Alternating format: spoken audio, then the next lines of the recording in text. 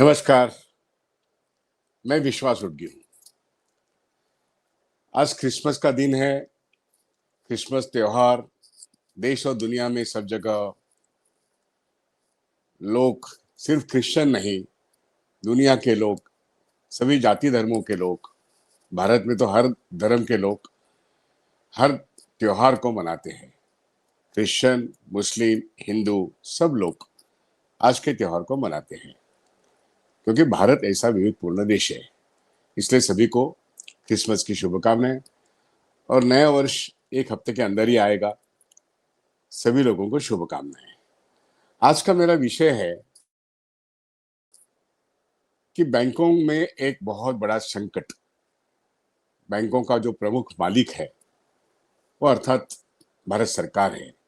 कि 12 बड़े बैंकिंग क्षेत्र के इस पूरे देश के बैंकिंग व्यवस्था में 75%, 2/3 से भी ज्यादा बिजनेस करते हैं और 1/3 बिजनेस निजी क्षेत्र के बैंक और आप कहेंगे कि नए ढंग के जो बैंक्स आए हैं, एनबीएफसी, वो करते हैं। तो पुराने निजी क्षेत्र के बैंक हो या नए निजी क्षेत्र के बैंक हो या फिर एनबीएफसी हो, ये कुल मिला के 1/3 बैंकिंग सेक्टर का बिजनेस हैंडल करते हैं और 2/3 बिजनेस अभी भी आज के तारीख में भी 12 बड़े नेशनल बैंक संभालते हैं। मैं ये इसलिए कह रहा हूं कि आज जब भारत सरकार, जो नेशनल बैंकों का मालिक है, केंद्र सरकार, अब ये केंद्र सरकार अपने खुद के बैंकों के बारे में जो नीति अपना रहा है, इसका परिणाम पूरे देश की इकोनॉमी पर होने जा रहा है। और इसके लिए तमाम इस देश की जनता को, जो बैंकों में खाता रखते हैं, जो बैंकों में नौकरी करते हैं, चाहे वो अफसर हो, एग्जीक्यूटिव हो, या क्लास 3 हो, क्लास 4 हो, आप चाहे आरबीआई के लोग हो, नाबार्ड के लोग हो, आईडीबीआई के लोग हो, नेशनल बैंक के लोग हो, या फिर निजी क्षेत्र के बैंक क्यों ना हो, सबको ये सोचना जरूरी है कि भारत सरकार, जो इस देश का बैंकिंग सेक्टर का सबसे बड़ा हिस्सेदार है, वो अपने बैंकों को क्यों बेच रहा है। और वो बेचने से जनता को फायदा है, डिपॉजिटर को फायदा है, भारत सरकार को फायदा है, या और किसी को फायदा है। और इसलिए एक निश्चित है, जब पूरा सबसे बड़ा बैंकिंग क्षेत्र भारत सरकार की कंट्रोल में है और इस देश की इकोनॉमी में इतना बड़ा रोल पिछले 1969 से लेकर अब तक बहुत बड़ा रोल नेशनल बैंकों ने इस इकोनॉमी में निश्चित रूप से अदा किया है। योगदान बहुत बड़ा है भाई। देश के आम जनता के लिए बैंकिंग क्षेत्र बहुत ही फायदेमंद है। ऐसे वक्त इसको बेच देना और विदेशी पूंजी को बेच देना, क्या ये देश की जनता के खिलाफ कोई साजिश नहीं है? और अगर ये साजिश है, ये तो सभी लोग कहते हैं कि ये साजिश है, यूनियंस भी कहती है, ऑफिसर को हो, एम्प्लॉय हो, सभी यूनियंस कहती है, फिर भी एक्शन तो कोई नहीं ले रहा है। एक जमाना था जब बैंकों का नेशनल सेक्टर बचाने के लिए, जब नरसिम्हन कमेटी 1991 में आई, तब से लेके अब तक 2014 तक सभी यूनियंस लड़ती थी।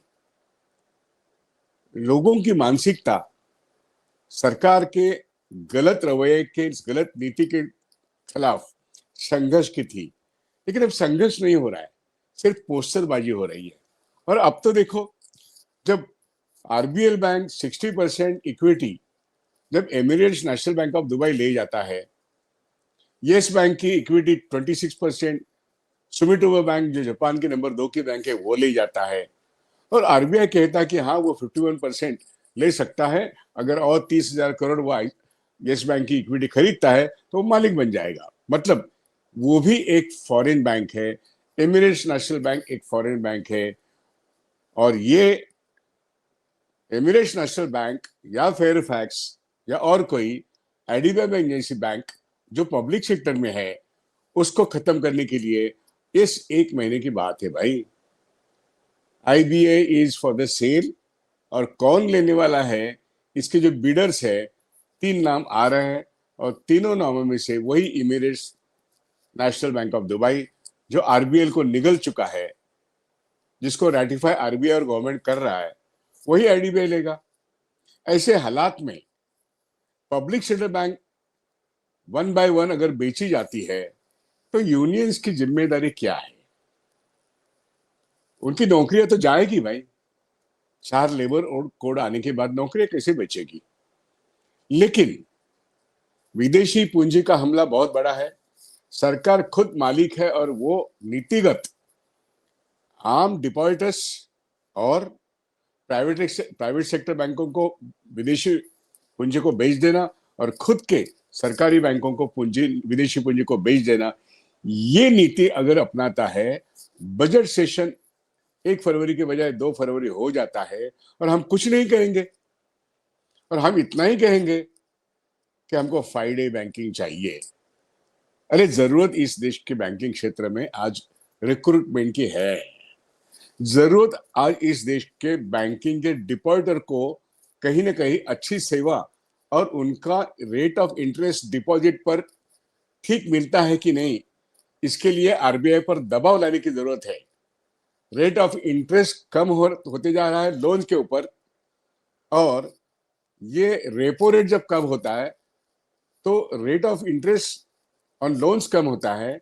इसका फायदा कारपोरेट्स को जाता है। आम आदमी को हाउसिंग लोन के लिए जो बड़े टिकट के लोन लेते हैं उनके लिए फायदा है, लेकिन आम आदमी को ये हाउसिंग लोन भी नहीं मिल रहा है। आम आदमी को कार लोन, व्हीकल लोन ये तो मालूम ही नहीं है। आम आदमी के लिए लोन्स ही नहीं है।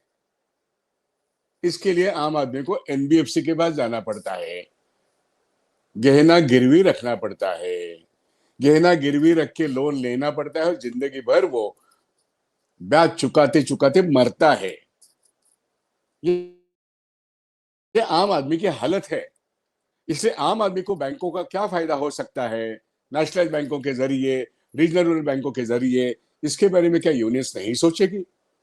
और अभी आरआरबी का भी आईपीओ निकल रहा है। 3 आरआरबी, तमिलनाडु, मेरे ख्याल से हरियाणा और एक मेरे ख्याल से बिहार हो या झारखंड हो। ये जो स्टेट है जहां पे आरआरबी, रीजनल रूरल बैंक्स, इनका आईपीओ निकल रहा है। इसके लिए वो यूनियंस एक तगड़ा आंदोलन करने की सोच रहे हैं।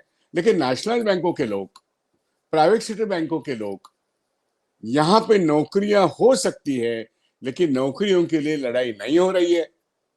नई नौकरी हो सकती है लेकिन यूनियंस उसकी बात करना छोड़ देते हैं और अपना मालिक अपनी नौकरी से छुट्टी करवा रहा है, अपनी पेंशन बंद करवा रहा है और बहुत सारे बुनियादी हक यहाँ पे छीने जा रहे हैं।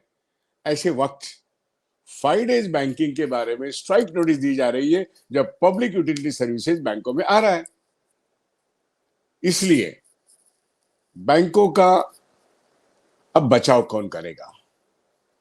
आम आदमी को इसलिए खुद को रास्ते की लड़ाई लड़ना पड़ेगी, नहीं तो हमारी पूंजी जो बचत आज बैंकों में है, पिछले कुछ सालों में वो मार्केट में जा रही है। करीब करीब 35 लाख करोड़ की जमा राशि म्यूचुअल फंड के चक्कर में कोरोना के बाद मार्केट में गई है, जो अदरवाइज बैंकों में बचत के रूप में आनी चाहिए, वो नहीं आ रही है। तो एक गलत फहमी में लोग मार्केट में पैसा डाल रहे हैं और फिर अपने सिर पर हाथ लगा के बैठे हैं। मार्केट 5 या 6% से बढ़ने वाला नहीं है, बढ़ता भी नहीं। सेंसेक्स बढ़ेगा लेकिन आपको मुनाफा नहीं मिलेगा। ऐसी हालत में इस देश में बचत करता, इस देश में जो इन्वेस्ट करने वाला है बैंकिंग सेक्टर में, फाइनेंशियल सेक्टर में, उसके लिए कोई राहत नहीं। इंश्योरेंस सेक्टर तो 100% एफडीआई के पास चला जाएगा। ये तो बिल पास हो गया। तो इसलिए हमारी संगठित वर्ग के यूनियंस क्या कर रहे हैं, और हम देखते हैं कि वो फ्राइडेज बैंकिंग की बात कर रहे हैं।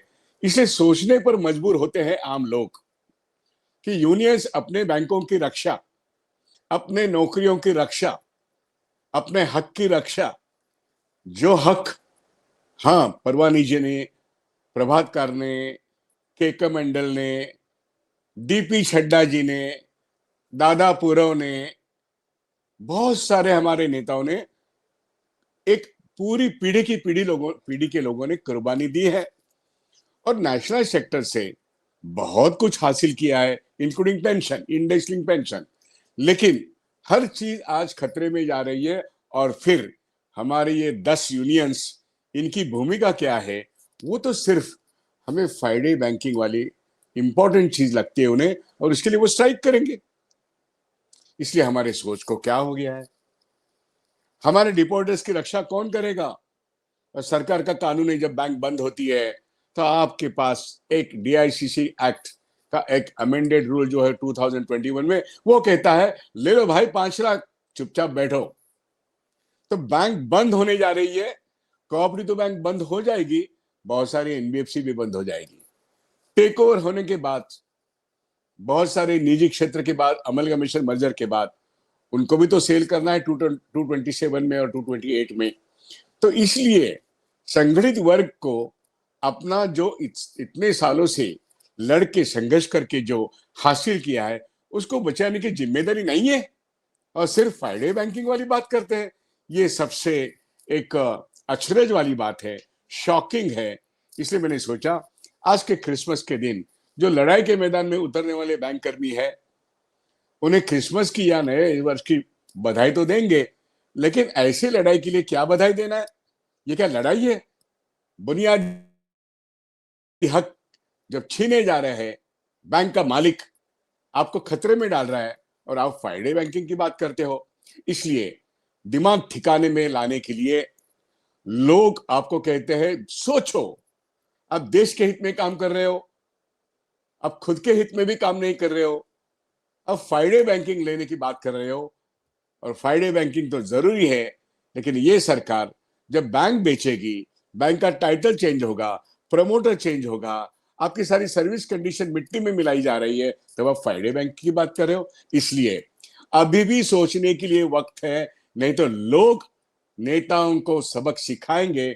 ऐसी हालत में लोग आ चुके हैं। सोचने पर मजबूर करने वाली ये बात है, इसलिए वीडियो करके ये बात बोलनी पड़ती है। रिटायरीज के लोग बेसिक पेंशन अपडेशन की सोच रहे हैं, उसके लिए अलग से कोर्ट में लड़ाई चल रही है, क्योंकि वो लड़ाई तो United forum of bank unions करेगा नहीं, उन्होंने तो कॉम्प्रोमाइज किया है। तो रिटायरीज अपनी लड़ाई अपने लड़ेंगे, लेकिन बैंक की मालिकी भारत सरकार के पास रहनी चाहिए।